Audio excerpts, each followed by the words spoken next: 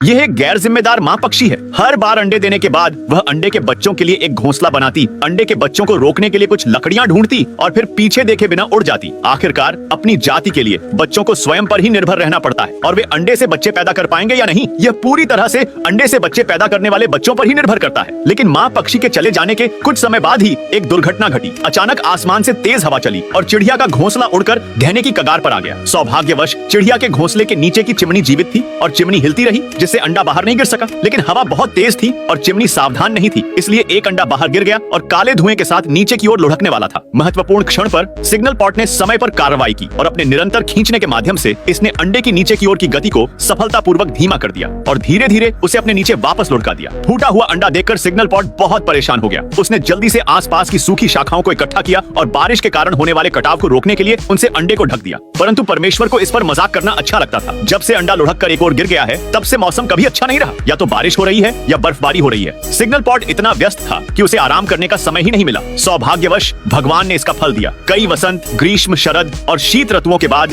Chimney पर रखे सभी अंडों से बच्चे निकल आए। उन प्यारे छोटे पक्षियों को देखकर सिग्नल पॉट इतना खुश हुआ कि उसने जल्दी से सूखी शाखाओं को एक तरफ हटा दिया ताकि वह उस अंडे को देख सके जिसे उसने संरक्षित किया था। लेकिन जब उसने सूखी शाखाओं को हटाया तो अंदर एक टूटे हुए अंडे के छिलके के अलावा कुछ नहीं था। सिग्नल पॉट इतना डर गया कि उसे लगा कि उसने अंडे को मौत के घाट उतार दिया है। वह इतना डरा हुआ था कि वह केवल खोजता ही रह गया, जन्मे पक्षी को ढूंढने की कोशिश करता रहा। जब सिग्नल पॉट चिंतित हो रहा था, तभी पास की सूखी शाखाएं हिल गईं और फिर